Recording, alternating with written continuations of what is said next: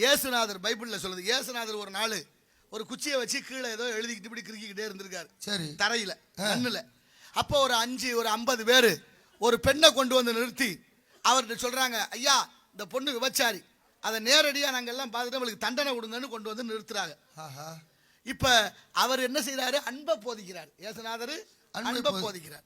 இவர் தண்டனை கொடுக்கணும்னா அந்த நாட்டோட சட்டம் தப்பு பண்ணவங்களை கல்லால் அடிச்சு கொல்லணும். இவர் அந்த தண்டனைப்படி கல்லால் அடிச்சு கொல்லுங்கன்னு தண்டனை கொடுத்தாருன்னா அவர் போதித்த அந்த அன்பு பொய்யா போயிடும். ஒருவேளை அன்பின்படி அவளை மன்னிச்சு விட்டார்னா தவற மறைச்சிட்டாருன்னு அந்த நாடு அவர் மேல நடவடிக்கை எடுக்கும். இப்ப ரெண்டுக்கு இடையில தர்ம சங்கடமான சூழ்நிலையில இருக்கிறாரு ஐயா இயேசுநாதர், இறைமகன்.